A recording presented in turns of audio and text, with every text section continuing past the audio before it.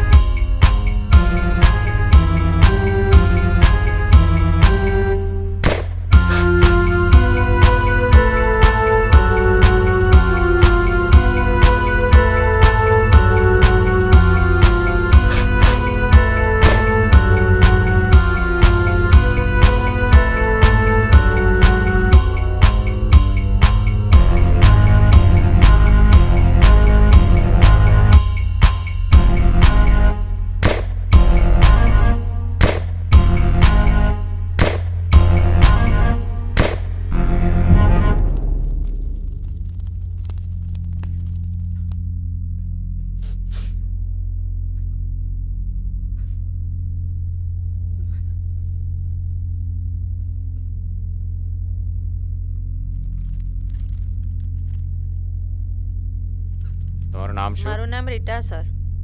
આ beauty parlour આ તમારું પાર્લર છે? મારું છે.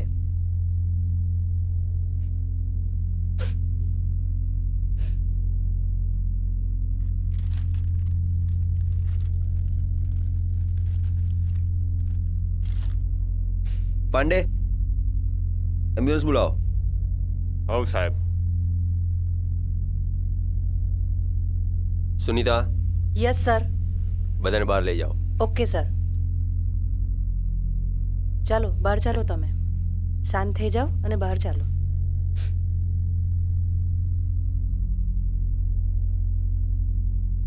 સર, ખૂની આ છોકરીનું ખૂન ખૂબ ક્રૂરતાથી કર્યું છે. એક પછી એક 14 ઘા માર્યા છે પેટમાં, અને ખૂની હથિયાર પણ અહીં જ છોડી ગયો હતો. શું લાગે છે તમને? સર, આ મરનાર છોકરીનું નામ સોનુ હતું, જેના 2 કલાક બાદ જ લગ્ન હતા. એ એની ફ્રેન્ડ રુચિ સાથે અહીં પાર્લરમાં આવી હતી.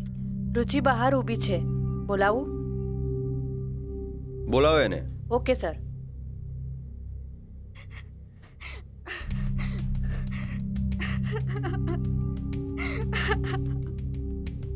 આ ફોન સોનુનો છે? હા, આ સોનુનો જ મોબાઈલ છે. એના પર એને ફોન આવ્યો હતો અને ફોન અટેન્ડ કર્યા પછી અચાનક એકદમ જ તૂટી ગઈ. હું હજુ એની પાસે જઈને પૂછું એટલી વારમાં તો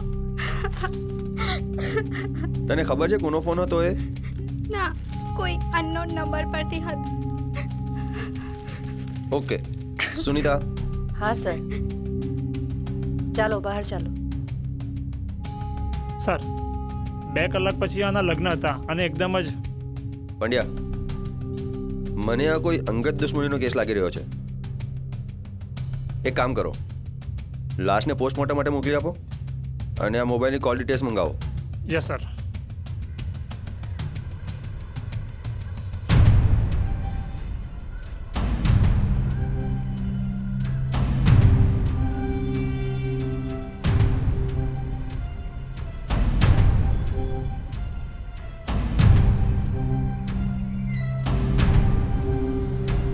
પંડ્યા,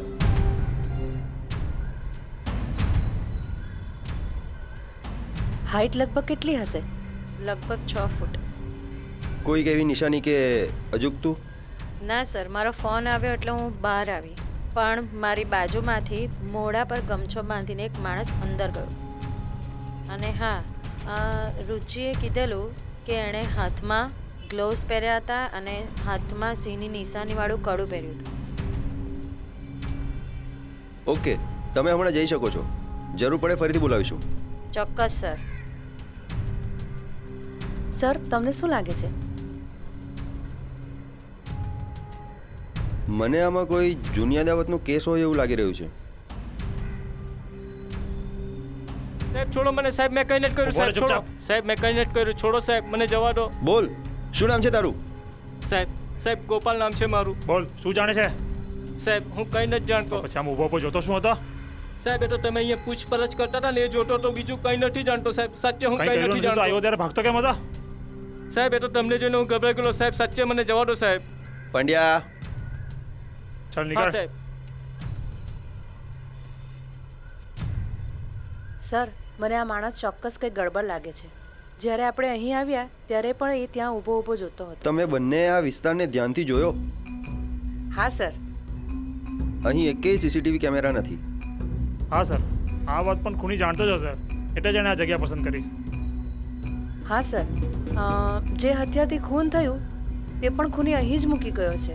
અને પેલા બેને કહ્યું એ પ્રમાણે એણે હાથમાં ગ્લોવ્સ પણ પહેર્યા હતા, તો ફિંગરપ્રિન્ટ પણ નહીં મળે. સર, પકડવાનું મુશ્કેલ થવાનું છે.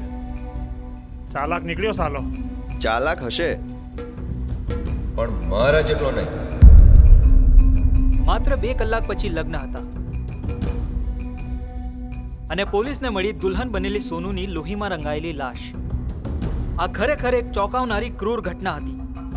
5 જુલાઈ 2019ના રોજ બનેલી આ ઘટનાએ સોનુના સમગ્ર પરિવારની કમર તોડી નાખી હતી. કોઈને આ વાત પર વિશ્વાસ નહોતો આવી રહ્યો કે તૈયાર થયેલી દુલ્હનના આવા હાલ થશે.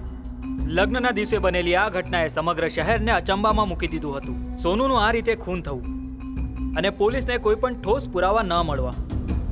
ખૂની કોણ છે? ખૂનીએ ખૂન કેમ કર્યું? આ બધા સવાલોના જવાબ માટે જોતા રહો સ્પેશિયલ ઇન્વેસ્ટિગેશન.